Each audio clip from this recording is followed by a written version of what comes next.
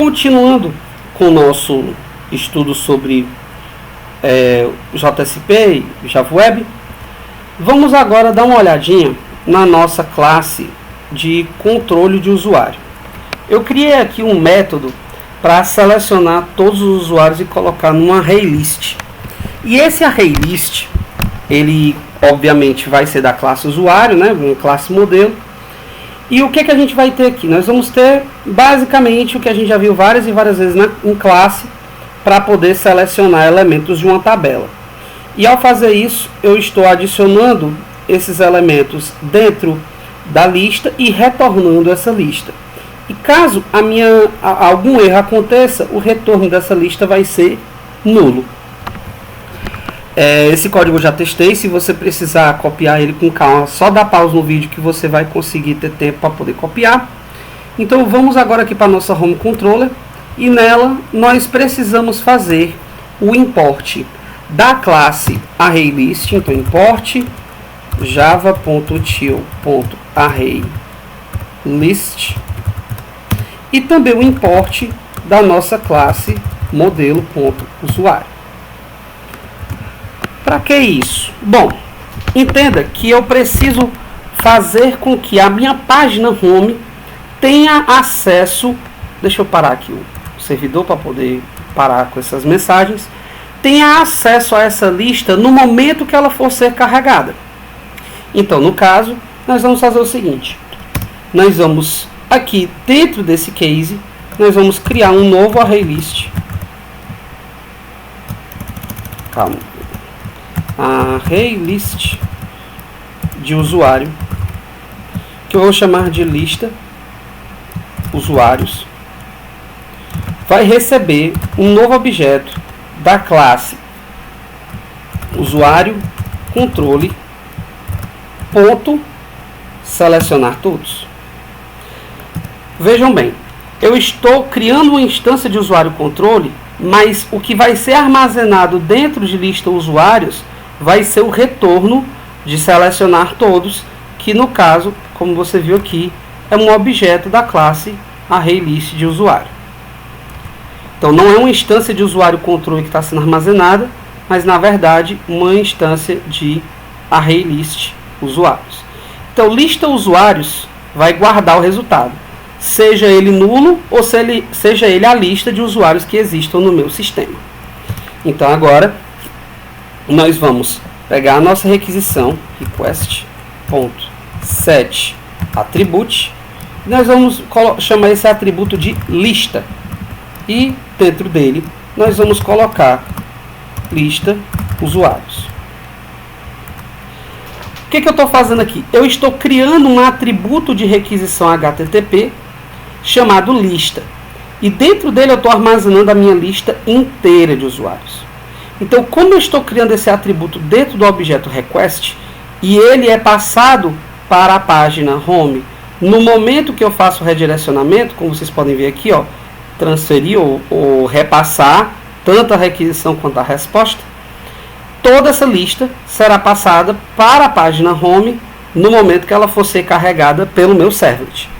Então agora, na página home, nós vamos fazer duas coisas. A primeira, importar as classes ArrayList e a classe de usuário. Então vamos lá. Antes da gente fazer essa importação, deixa eu fazer logo o seguinte.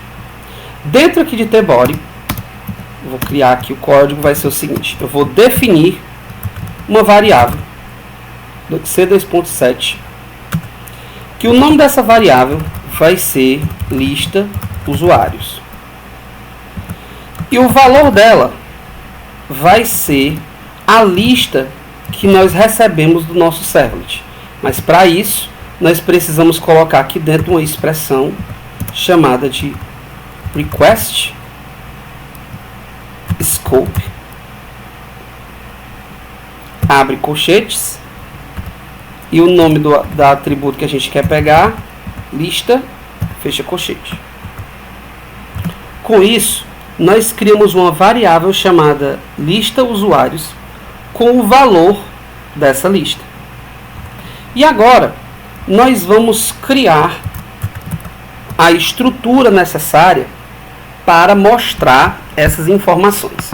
Então, só para vocês terem uma ideia de como está aqui o nosso código, eu vou criar aqui um H1 e dentro desse H1 eu vou botar um C2.out value igual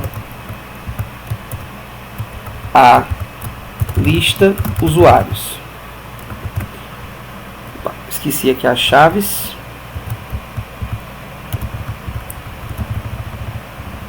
Só para vocês entenderem o que está acontecendo aqui passo a passo. Então, vou dar F5 aqui. E vocês vão ver que não foi possível conectar. Muito provavelmente porque o meu servidor precisa ser restartado. Na verdade, ele estava parado. Mas vamos lá.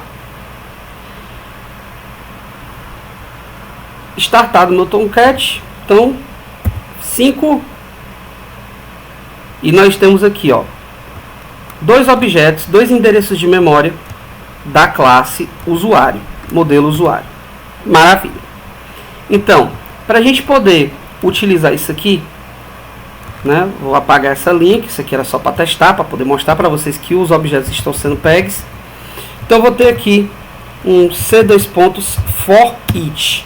O forEach, ele vai ter algumas coisas que você vai poder fazer, vai precisar para poder listar corretamente a sua lista, no caso, né?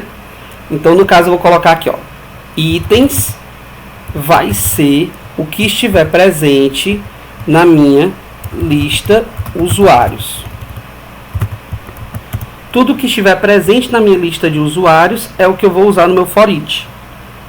E o nome da variável que eu vou utilizar para me referenciar dentro do forEach vai ser user. Então, toda vida que você vê o código escrito user dentro de uma expressão como essa, você automaticamente assume que eu estou falando de um membro, o membro atual, para ser mais específico, da lista de usuários. Então, para cada item dessa minha lista, eu vou ter uma linha. Dentro dessa linha, eu vou ter algumas células. No caso, vai ser a do ID, a do nome, a do e-mail e 2 links. Então, eu vou colocar aqui 2, 3, 4, 5. Pronto. Vou salvar. O meu Tomcat ainda está ligado, então eu vou atualizar aqui. Então, é para ele aparecer 2 linhas em branco antes de mostrar essas aqui. Então, vamos lá. Então, como vocês podem ver, nós temos aqui 2 linhas em branco com antes do conteúdo estático. Então, agora a gente já pode até...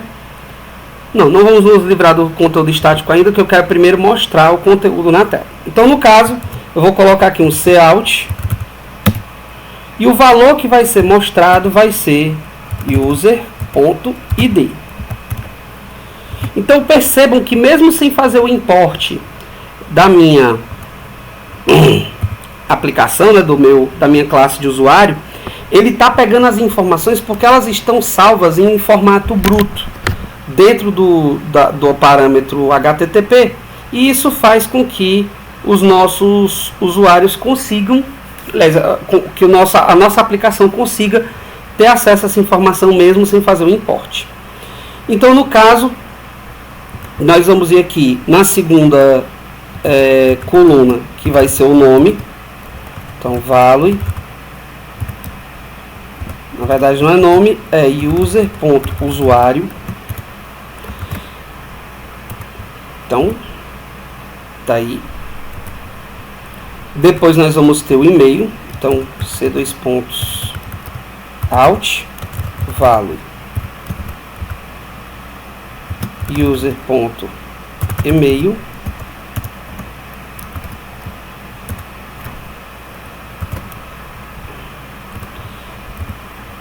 E aí vai ficar faltando somente as informações aqui dos links para poder nós podermos editar e remover esses itens, que por enquanto eu vou deixar aqui sem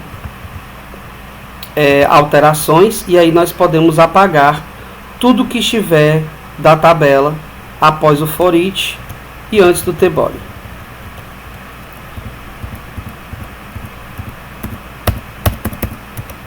Pronto.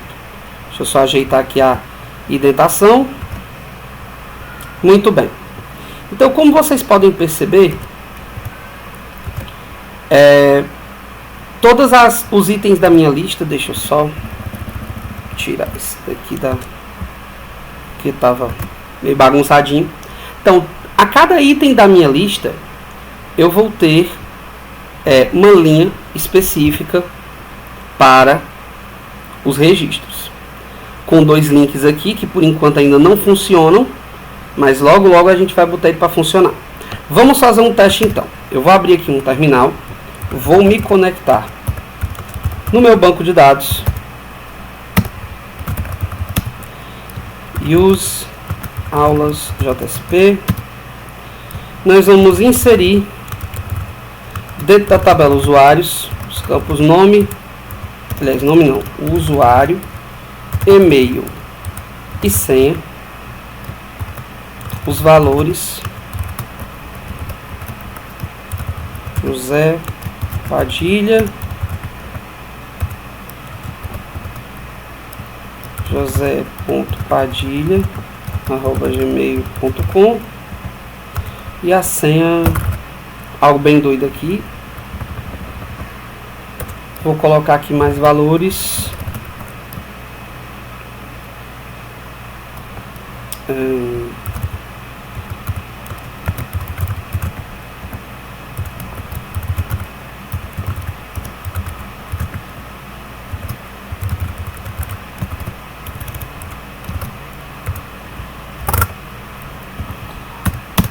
Então, inserir essas 2 linhas. Então, agora, se o nosso for each estiver funcionando corretamente, então agora ele vai mostrar aqui também os registros 3 e 4. Então, tá aí, ó. Como vocês podem ver, a nossa tabela está sendo gerada automaticamente de acordo com a nossa listagem que está sendo gerada pelo servlet. Se eu acessar a página home diretamente, por exemplo, aqui, home.jsp, não vai aparecer nada, porque quem está fazendo o controle disso aqui está sendo o servlet. Então, no caso, se eu acesso a index, ele me redireciona para o meu servlet na página home, e aí sim ele vai mostrar o conteúdo corretamente. Beleza? Então, eu vou parar por aqui esse vídeo. No próximo, a gente vai mostrar como fazer para adicionar um objeto desse dentro do servlet utilizando o JSTL.